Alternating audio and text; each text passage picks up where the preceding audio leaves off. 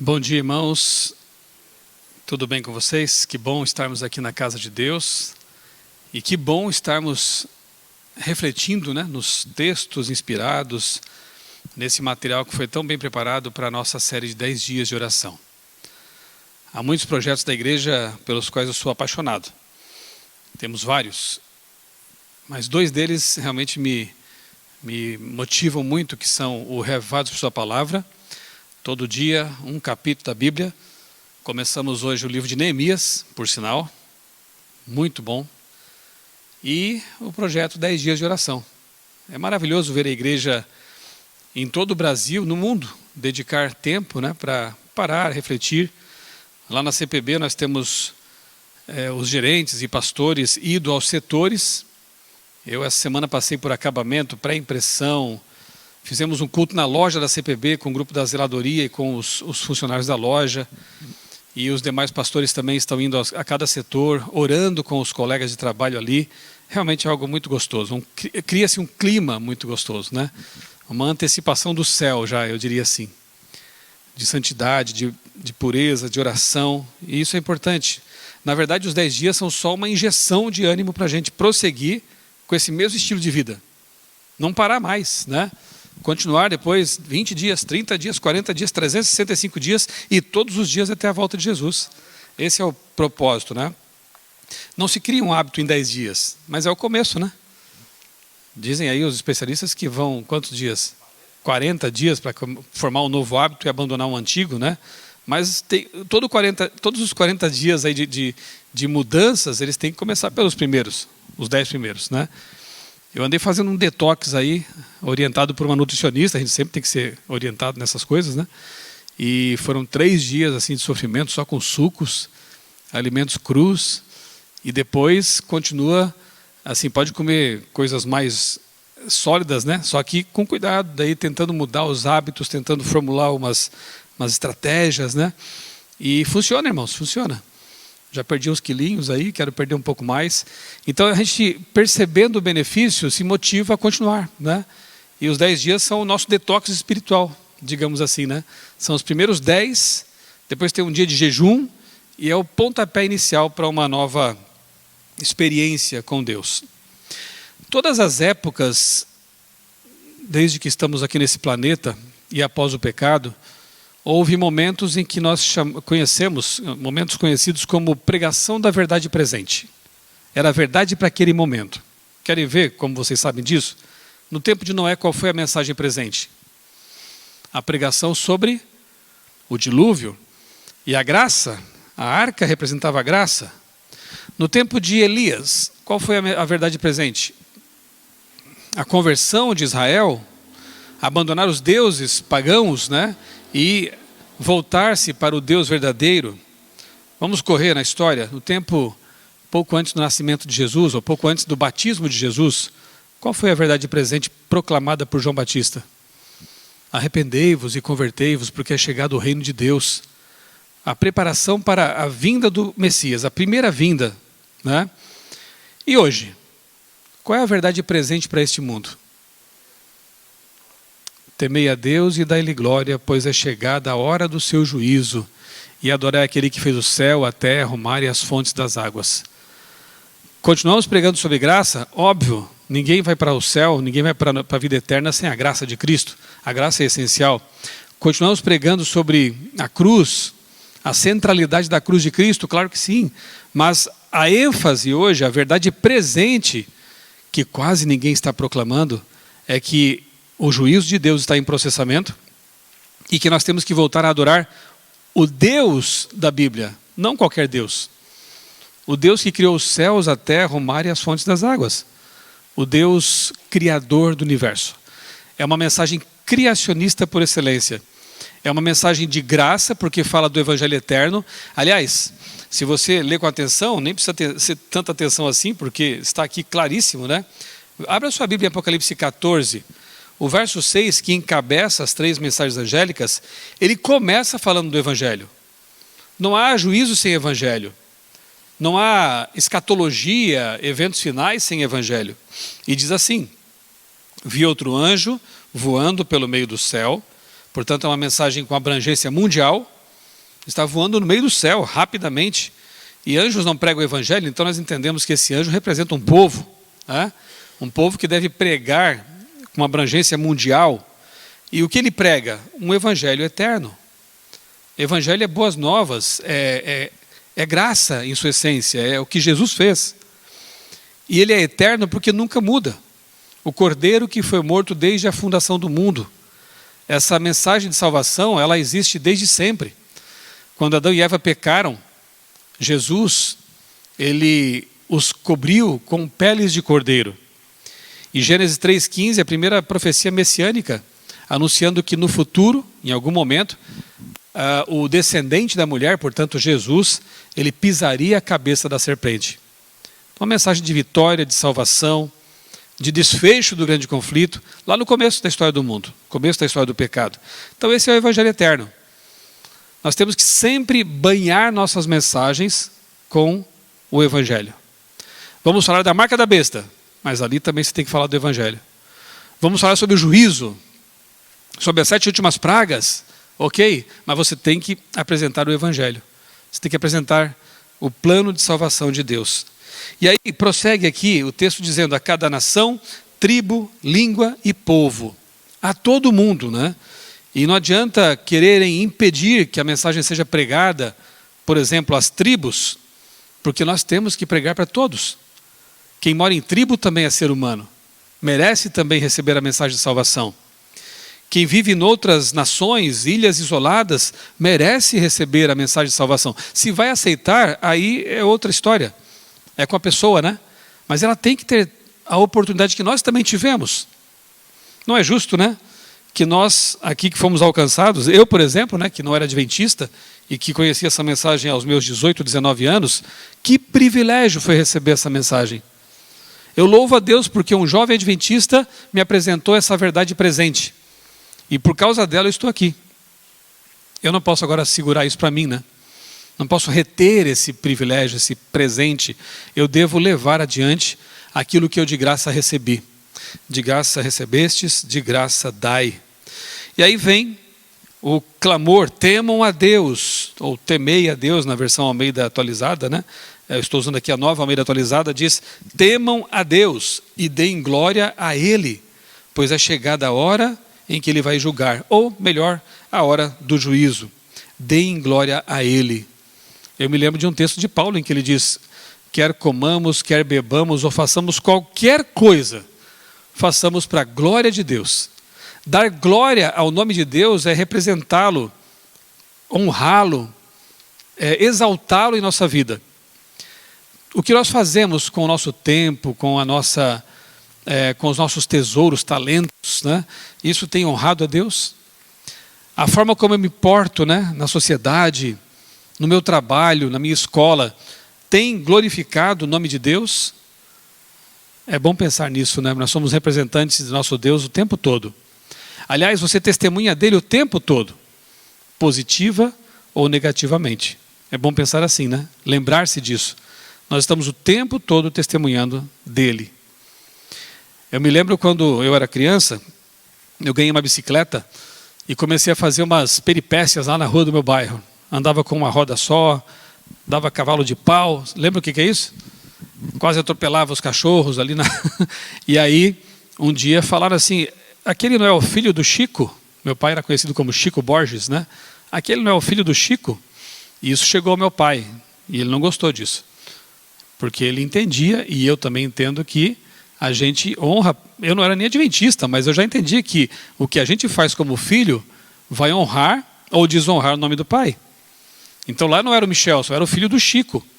Então o que eu fazia ou deixava de fazer, de alguma forma repercutia no nome do meu pai.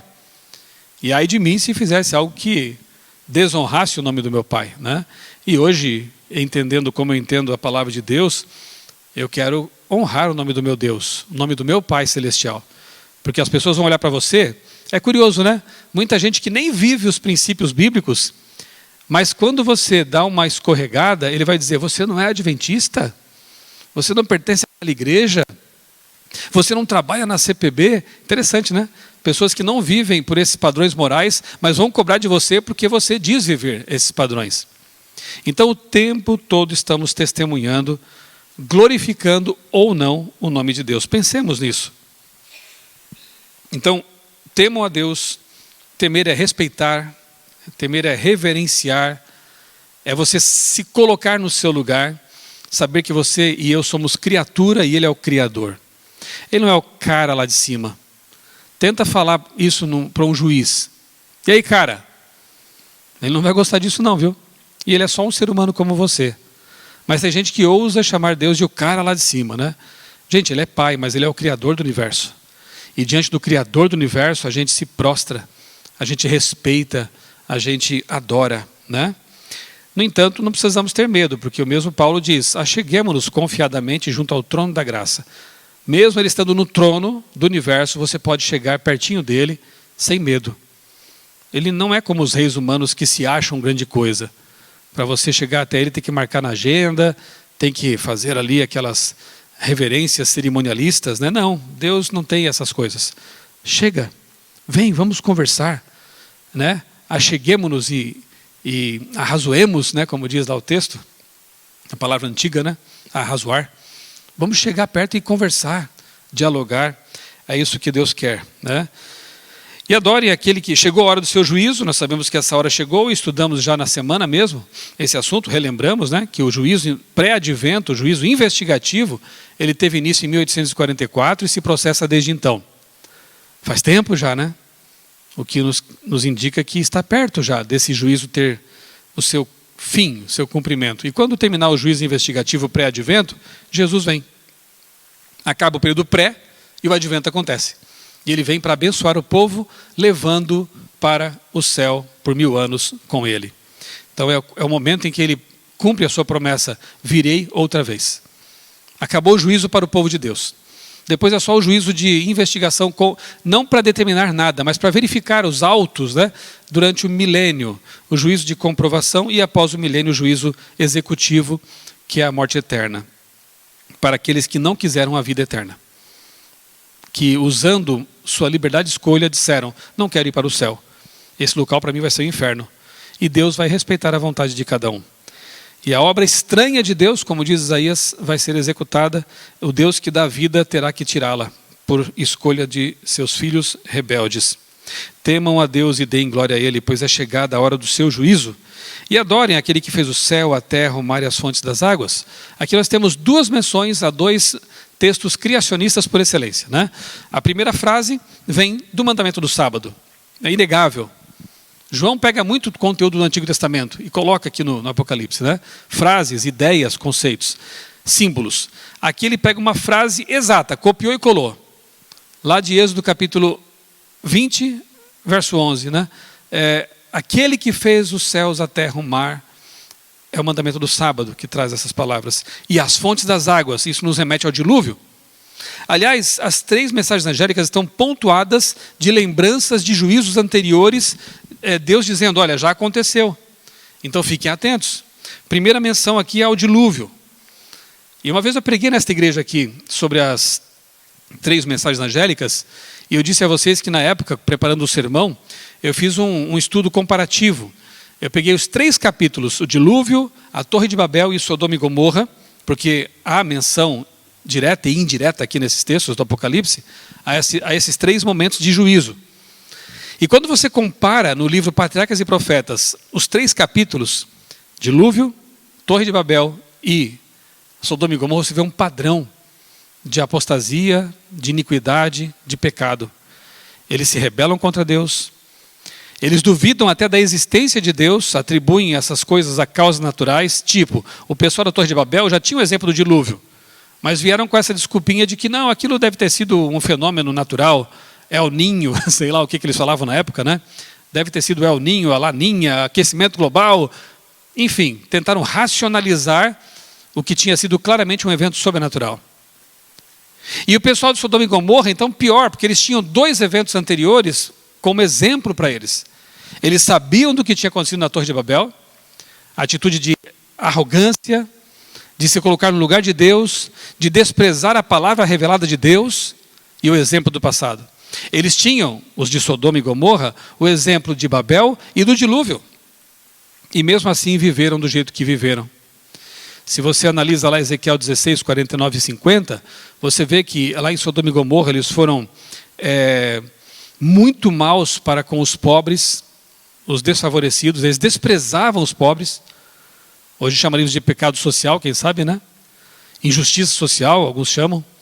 Desprezavam os pobres. Eles não eram hospitaleiros, pelo contrário. Chegavam forasteiros, eles já queriam praticar barbaridades com eles, como aconteceu com os anjos. Vejam o que eles tentaram fazer com os anjos. E o verso 50 fala que eles cometiam abominações.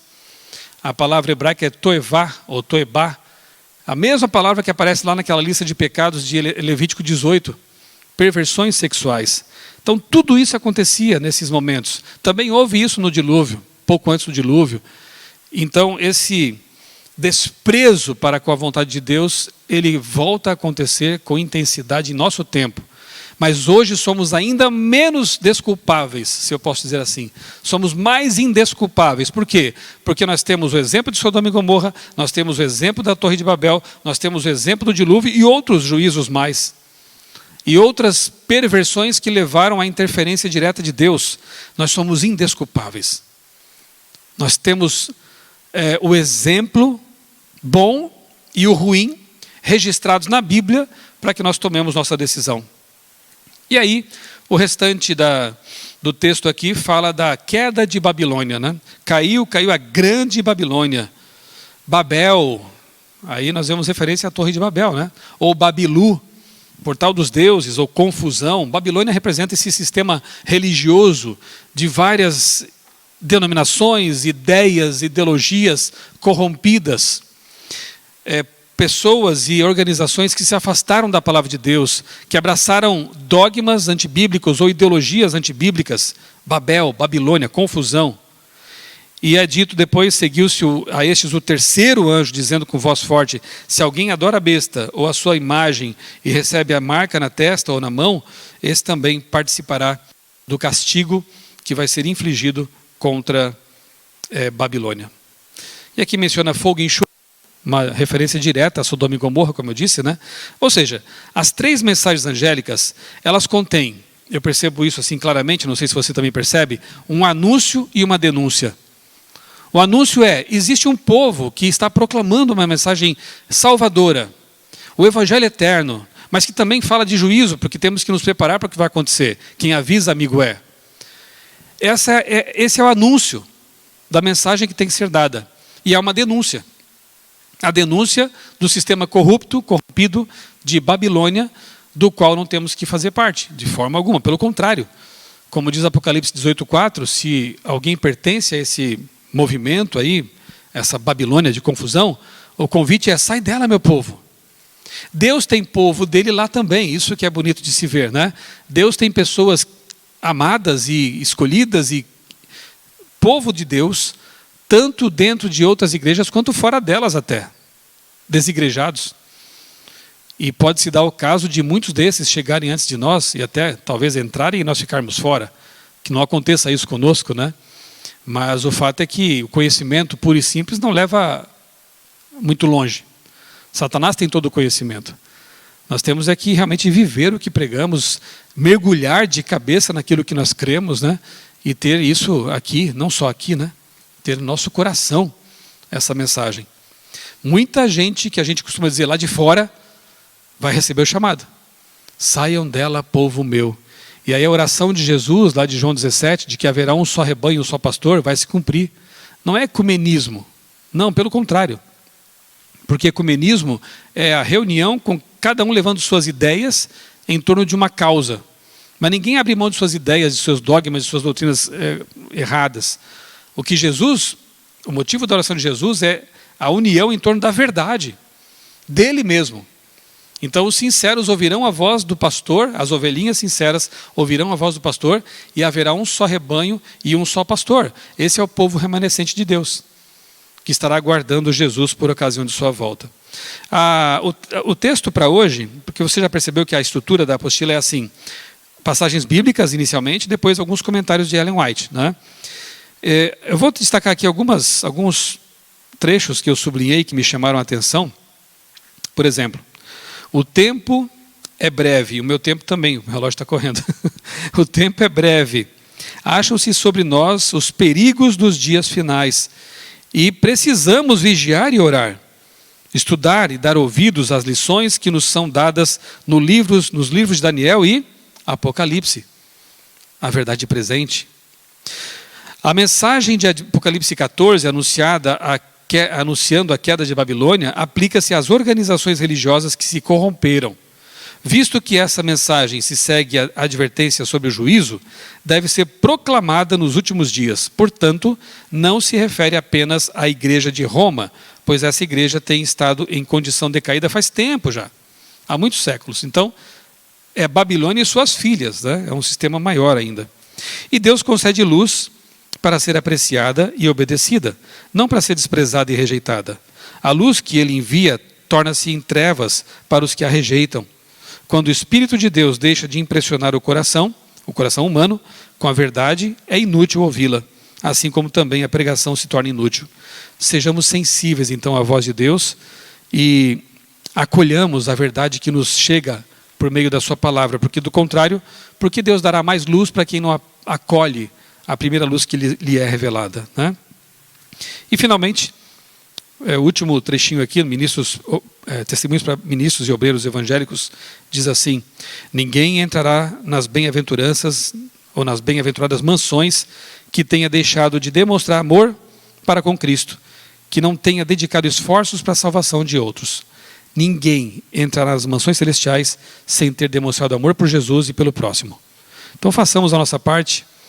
E amar o próximo não é só dar alimento ou se interessar por suas necessidades imediatas, isso também é amar, mas é pensar naquela pessoa como um candidato à vida eterna. É levar o pão, eu costumo dizer assim, levar o pão e o pão, né? O pão com P minúsculo e o pão com P maiúsculo, que é Jesus. Fazendo isso, nós estaremos demonstrando de que lado estamos. Deus nos ajude a compreender essa mensagem para hoje e vivê-la em nossa vida. As 3 mensagens angélicas são a verdade presente para este momento. Precisamos compreender bem esse assunto. Amado Deus, ajuda-nos a permanecer firmes, que nós possamos proclamar com a nossa vida, com a palavra, com todos os meios que tivermos à nossa disposição, essa mensagem, essa verdade presente, para que muitas pessoas possam ter o privilégio que nós também tivemos de compreender e aceitar o Evangelho eterno e essa mensagem de salvação e também de juízo. Mantém-nos firmes em teus caminhos, Senhor, que nós possamos acolher a luz que recebemos constantemente de Ti e que, como cantamos, possamos em breve estar no lar eterno com aqueles que nós amamos. Dá-nos, ó Deus, a Tua paz, um dia de vitórias espirituais, um dia de preparação já para o Santo Sábado. Nós oramos e Te agradecemos por tudo, em nome do Senhor Jesus. Amém.